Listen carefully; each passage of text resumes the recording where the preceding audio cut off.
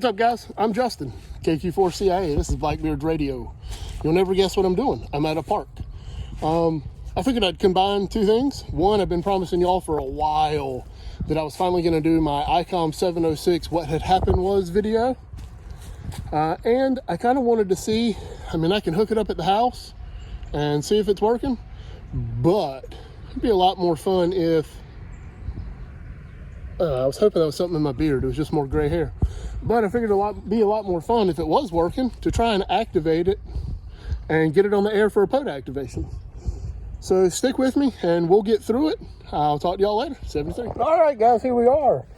We're at Carolina Beach State Park in Carolina Beach, North Carolina. Beautiful scenery. I've activated here before on video. That is part of the Intercoastal Waterway system right there. That is actually called Snow's Cut. It goes from the Intercoastal Waterway proper, which is that way, to over there, and that is the Cape Fear River, about 3 to 4 miles north of the mouth of the Cape Fear River at the Atlantic Ocean, near Southport. And over here, that way, is the proper Intercoastal Waterway. It ends at the Snow's Cut. Snow's Cut connects it to the Cape Fear River, and from the Cape Fear River you have to jaunt out to sea for a little bit until you get to Holden Beach, and then you can cut back into the ICW if you want a little bit of waterway love there. So at this park you've seen me break down a bunch of setups. There's a limb I'm going to aim for with my fishing rod for my antenna. I'm going to run my 10-tenna in-fed half wave. It's a 49-to-1 un with 65 feet of speaker wire, squirrel. And I'm actually going to try and run my Icom 706. I've been messing with it here or there over the last month or so, trying to get it back on the air. Don't know if I'm going to be successful, but I am going to try. You can see I've got a little bit of a screen problem. I hadn't powered this radio on in a long time. So what happened with this radio, I actually had it set up just like this. And the reason that I now own a Yaesu 891 and became a Yaesu guy, this radio, when I got this antenna and the ham sticks that I have on my truck, I had a bunch of variables in one day. And in those variables in one day, I honestly just had too much going on. I had only been operating on HF for maybe a month or so at that point. I didn't have the antenna wire trimmed properly. I didn't even have an antenna analyzer yet. And sorry, you hear coyotes in that block of woods. But it's a park. I'm doing a pod activation, right? When I got on the air, I couldn't ever get out. The SWR kept jumping. I have a MFJ 939 auto tuner on it. It wasn't even able to do it. It kept moving around and bouncing, and I just couldn't figure it out. So I called one of my good friends, KO4MEX, Clay, and I was just I was venting to him, expressing my frustration. And in expressing my frustration, I was a little bit overwhelmed. See, this is why I love coming here. You're about to see a boat. But he laughed and he said, man, you just need to take a breather. He said, listen, your best bet at this point, break everything down and take it home and set it up and start taking away the variables.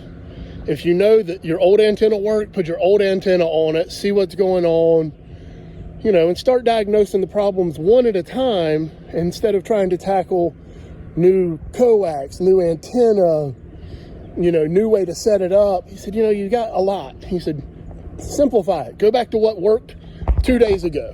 I said, man, that was the best advice ever. So I took it home.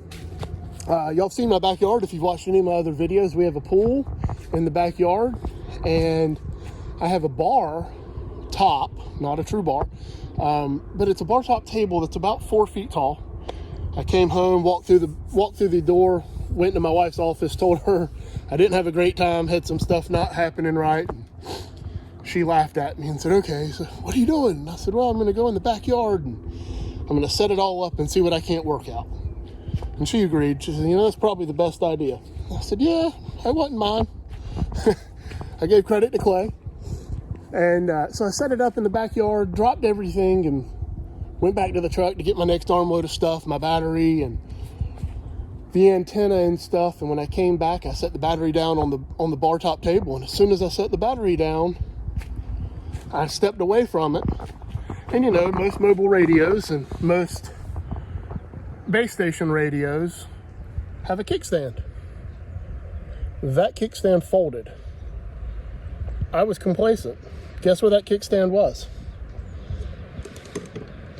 At the very edge of a 4 foot tall table. If you notice on the VFO knob, my finger ring is now missing. The screen has got some problems. You can see roughage here.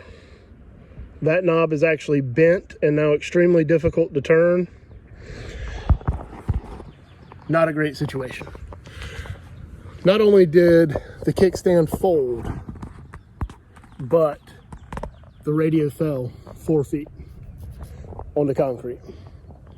I was 2 steps away from it and I couldn't grab it.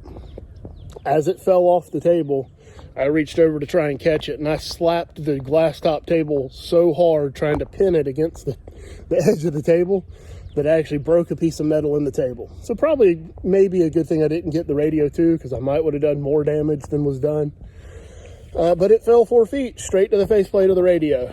It bounced. My wife came outside right after that, and I was literally just standing there staring at the ground at pieces of a radio. And this is before I had a YouTube channel, and I'll be honest, I don't know if I would have filmed it that day or not.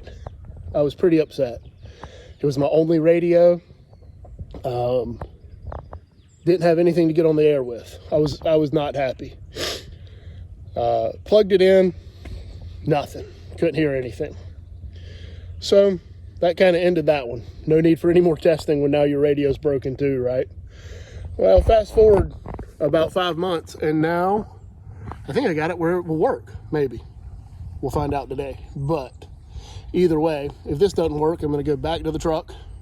Whoop, and I'm going to grab my 891 out of the truck, and I'll still activate the park using my 891.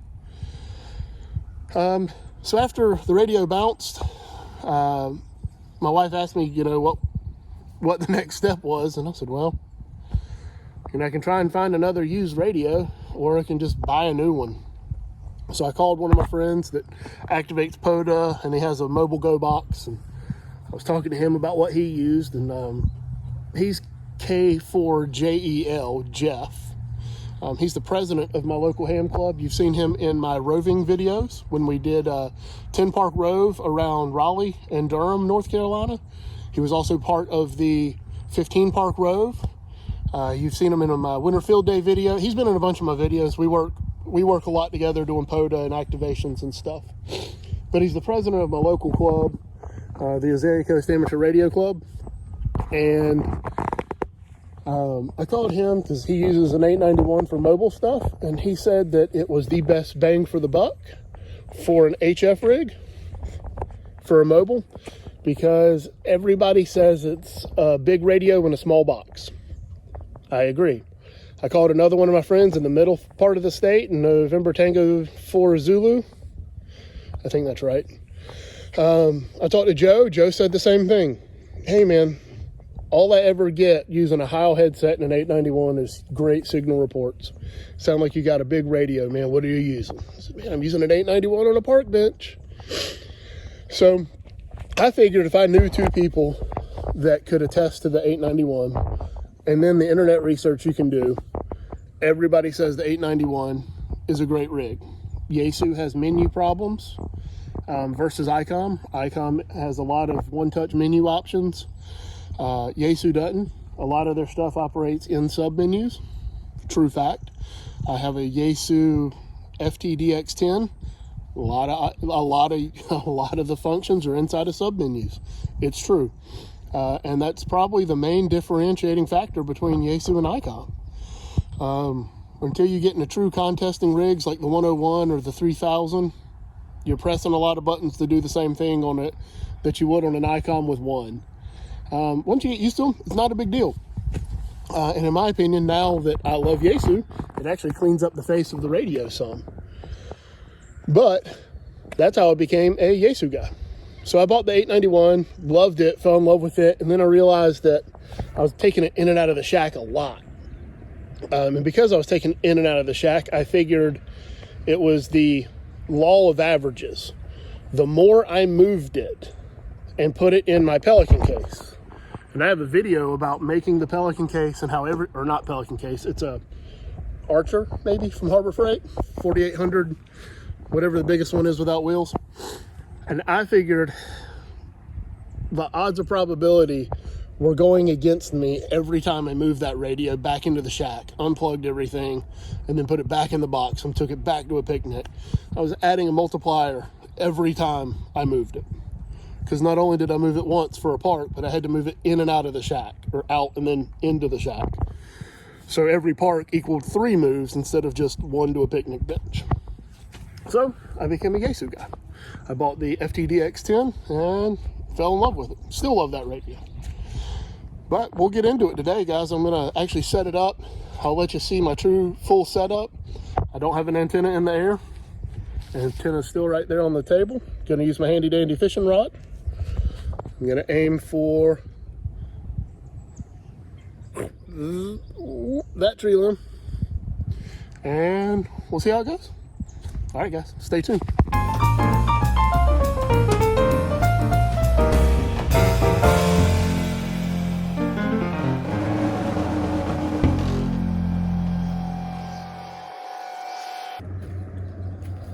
Walking the antenna line out. That way, hopefully it doesn't twist up too bad on me. Sorry if I disappear and make a bunch of walking in the leaves noises.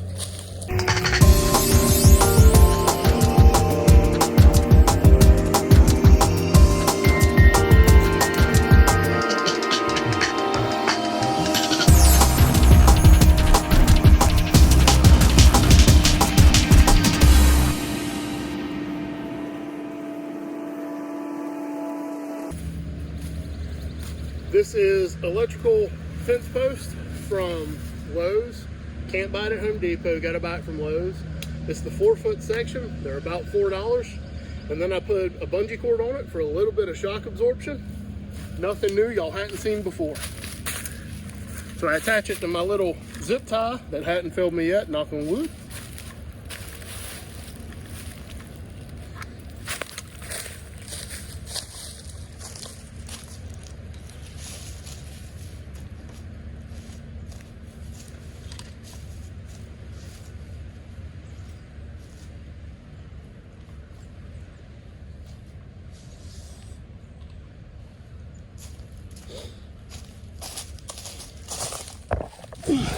And that's it.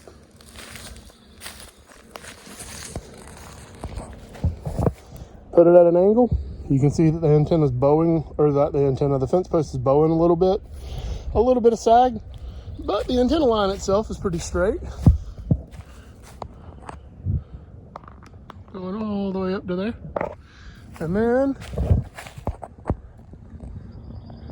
you can see my fishbowl hanging. Gutsy move, I know. I didn't bring an extra stake with me. So now what I'm going to do is unwrap my coax. I'm going to use my RG174 and connect it to the bottom of that antenna to the back of the radio.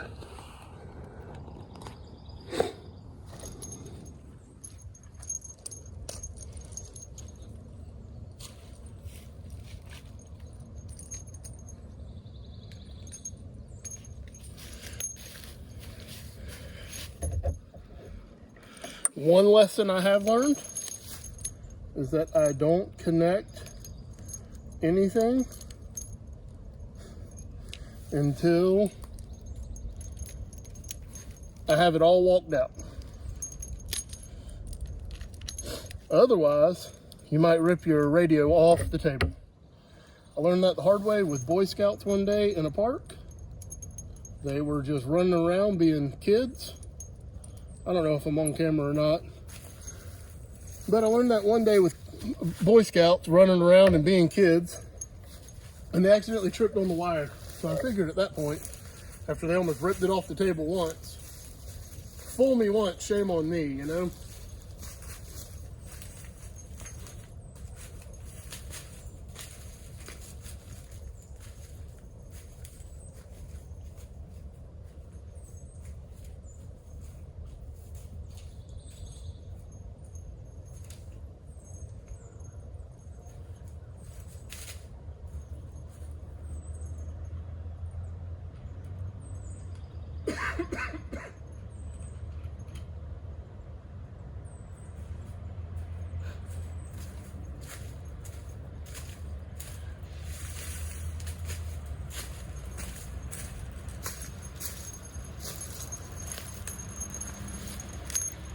And now I'll take the other two ends of this, and this will be my transmitter, or my jumper, in between my transmitter and my tuner.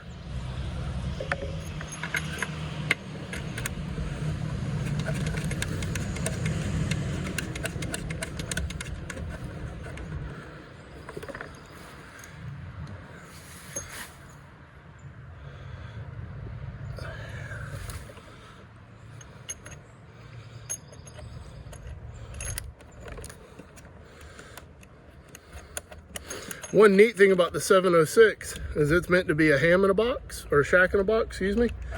So you can do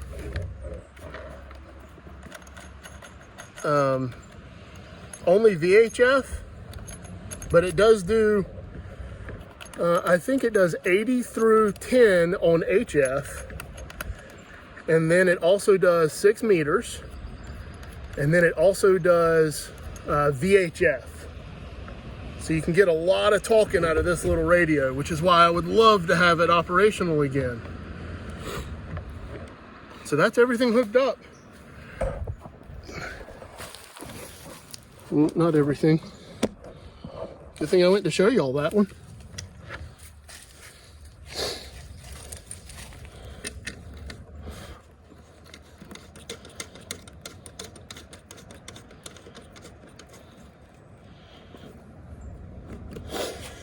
This is the control wire coming from the radio to the tuner. My antenna going into the tuner to the HF 239. This bottom one is the VHF 239. So while it does not have two receivers, it is a multi-banded radio. So you can do VHF if you would like to. You just have to switch to the VHF band and then you're in there. All right, this is a big moment for all of us. Pardon my cough. All right, tuner on, radio on.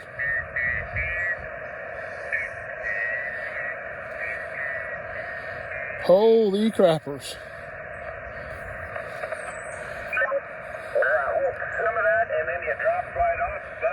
What? The log from earlier. Hang in there. If these band changes and you need something, give me a holler and we'll get you back in there.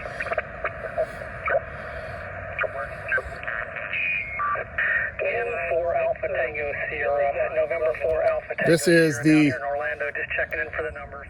Maritime Mobile frequency. You know, according to the FCC, nobody owns any frequency. Anybody can transmit at any time. However, 14.300 is what the maritime mobile nets are held on. If you're activating and you hear them, steer clear of it.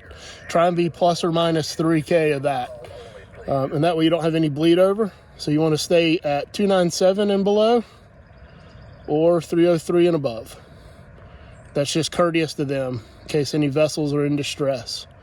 All right, let's switch over to 40 and see if we have any reception on 40. I got to remember how to change it. That wasn't it.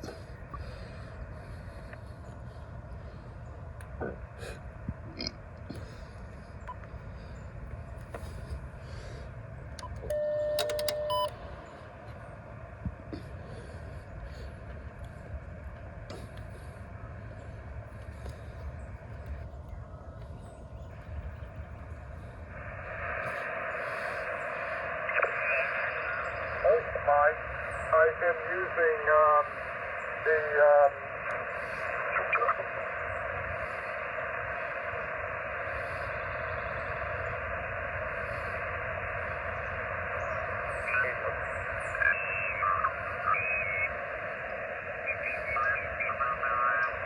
of doing something in your wood shop like I would, or here in the lab with electronics. So,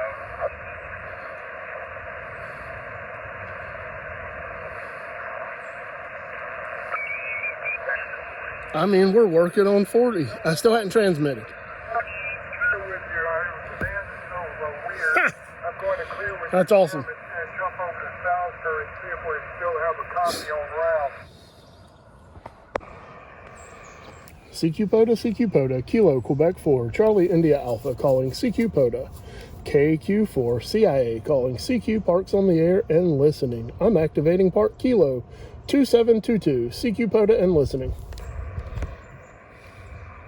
Whiskey 5, Golf Delta Whiskey. Whiskey 5, Golf Delta Whiskey. I've got you at a true 5-9 into the park today. Thanks for the 5-9. You are 5-5, 55 up here near Charlotte. Roger the 55 near Charlotte. I hope you have a great day in North Carolina in 73. 73, good luck. Thank you. This is Kilo Quebec 4, Charlie India Alpha, activating Park Kilo 2722, calling CQ Parks on the air and listening. It works. It works. I got it functional. I'm pretty amazed, guys. I am used to the talk for me button. I wish that it had a voice record feature. CQ POTA, Kilo Quebec 4, Charlie India Alpha, calling CQ Parks on the air. CQ Parks on the air, CQ Parks on the air, KQ4, CIA, activating Park Kilo 2722, calling CQ and listening. Apparently we had some pretty bad solar flares last night. So they're still affecting us. I just heard a report before I hit the record button again that the indexes were horrible because of the solar flares. So I might end up switching to 20 just to try and broaden my path, get more reach. We'll see what happens. All right, I'll turn you back on and if anything cool happens, but you did hear my first contact. All right, last call. Kilo Oscar 4, Mike Echo X-Ray. Kilo Oscar 4, Mike Echo X-Ray. I've got you a true 5-9. You are a true 59 into park. Kilo 2722. QSL? Roger, got you 5-5, 55 into Virginia. Good luck on your activation, Justin, 7-3. Hey, thanks for the 55 from Virginia, Clay. I hope you have a great day. I got this 706 on the air, man. It's working well so far. A pretty hard copy, but sounding good nevertheless. Great job, brother. 73. All right, guys. Just finished up my activation. About an hour long to fight through 13 contacts.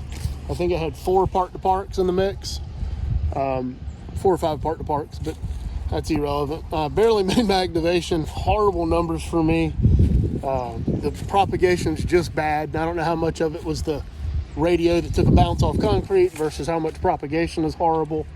But what I do know was it was a good time using that radio. I forgot how much I liked it. I can't wait to try it again when the propagation gets a little bit better. And it's nice to know that I was getting out. I could hear a lot of people and they weren't hearing me, so I'm still wondering if there isn't something wrong on the transmission side of it. I don't know. But then again, the propagation's horrible, so I'm not sure. But there's my humble station. 1 radio, 1 tuner, 1 battery, 50 feet of coax, and 65 feet of wire in a tree with a 1010, 49-to-1 unun. Couldn't be happier. I'm Justin, KQ4, CIA, Blackbeard's Power Washing. Please like and follow. Talk to y'all later. 73.